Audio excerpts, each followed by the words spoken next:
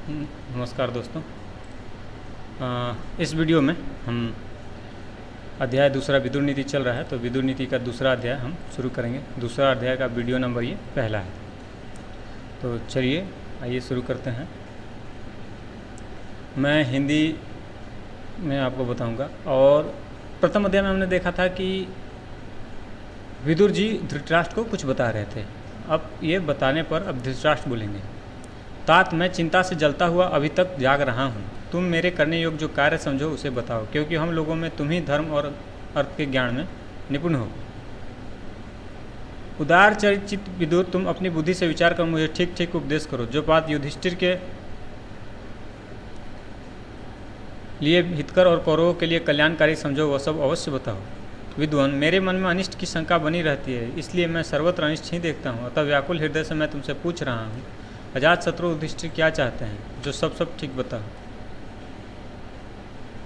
तब विदुर जी उत्तर देते हैं, मनुष्यों को चाहिए कि वह जिसकी पराजय नहीं चाहता उसको बिना पूछे भी कल्याण करने वाली या अनिष्ट करने वाली अच्छी अथवा बुरी जो भी बात हो बता दे। इसलिए राजन, मैं जिससे समस्त कौरवों का हित हो वही आपसे कहूँगा। मैं जो कल्याणकारी एवं धर्मयुक्त वचन कह रहा हूँ उन्हें आप ध्यान देकर सुनिए।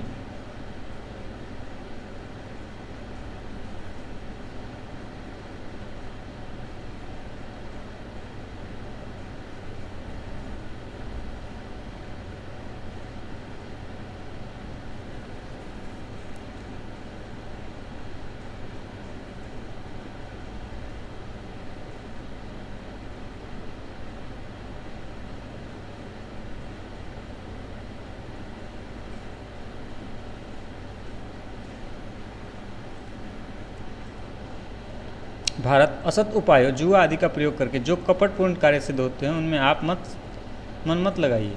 इसी प्रकार अच्छे उपायों का उपयोग करके सावधानी के साथ किया गया कोई कर्म यदि सफल न हो तो बुद्धिमान पुरुष को उसके लिए मन में ग्लानि नहीं करनी चाहिए। किसी प्रयोजन से किए गए कर्मों में पहले प्रयोजन को समझ लेना चाहिए। खूब सोच विचार कर काम करना चाहिए। जल्दीबाजी से किसी काम का आरंभ नहीं करना चाहिए। धीर मनुष्य को उचित है कि पहले कर्मों के प्रयोजन, परिणाम तथा अपनी उन्नति का विचार करके फिर काम आरंभ करे या न करे। जो राजा स्थिति, लाभ, हानि, खजाना, देश तथा दंड आदि मात्राओं को नहीं जानता वह राज्य पर स्थित नहीं रह सकता। जो इनके प्रमाणों को ठीक ठीक जानता है तथा धर्म और अर्थ के ज्ञान में दत्तचित रहता है वह राज्य को प्राप्त करता है। अब तो राज्य प्राप्त हो ही गया है, ऐसा समझकर अनुचित बर्ताव नहीं करना चाहिए। उदंडता संपत्ति को उसी प्रकार नष्ट कर देती है जैसे सुंदर रूप को बुढ़ापा। मछली बढ़िया चारे से ढकी हुई लोहे की कांटी को लोभ में पड़कर निगल जाती है, उससे होने वाले परिणाम पर विचार नहीं करती। अतः अपनी उन्नति चाहने वाले पुरुष को वही वस्तु खानी चाहिए जो खाने योग्य है तथा खाई जा सके, खाने पर पच सके और पच जाने पर हितकारी हो। जो पेड़ से कच्चे फलों को तोड़ता है वह उन फलों से रस तो पाता नहीं, उल्टे उस वृक्ष के बीज का नाश होता है।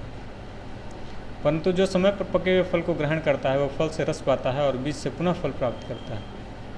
जैसे भौरा फूलों की रक्षा करता हुआ ही उसके मधु का आस्वादन करता है, उसी प्रकार राजा भी प्रजाजनों को कष्ट दिए बिना ही उनसे धन ले। जैसे माली बगीचे में एक एक फूल तोड़ता है उसकी जड़ नहीं काटता, उसी प्रकार राजा प्रजा की रक्षापूर्वक उनसे कर ले। कोयला बनाने वाले की तरह जड़ नहीं काटनी चाहिए। इसे करने से मेरा क्या लाभ होगा और न करने से क्या हानि होगी, इस प्रकार कर्मों के विषय में भली भांति विचार करके फिर मनुष्य करे या न करे। कुछ ऐसे व्यर्थ कार्य हैं जो नित्य प्राप्त होने के कारण आरंभ करने योग्य नहीं होते, क्योंकि उनके लिए किया हुआ पुरुषार्थ भी व्यर्थ हो जाता है।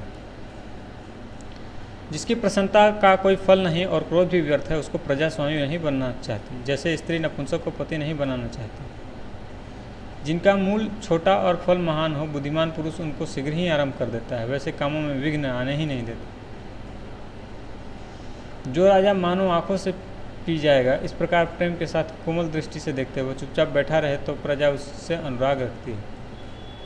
राजा वृक्ष की भांति अच्छी तरफ फूलने पर फल से खाली रहे, यदि फल से युक्त हो तो भी जिस पर चढ़ा न जा सके ऐसा होकर रहे। कच्चा होने पर भी पके की भांति अपने को प्रकट करे, ऐसा करने से वह नष्ट नहीं होता। जो राजा नेत्र, मन, वाणी और कर्म इन चारों से प्रजा को प्रसन्न करता है उसी से प्रजा प्रसन्न रहती है। इसी से प्रजा प्रसन्न रहती है। तो ये दूसरे अध्याय का वीडियो नंबर पहला था। दूसरे अध्याय को हम और भी कंटिन्यू करेंगे। इस वीडियो में इतना ही। वीडियो देखने के लिए धन्यवाद।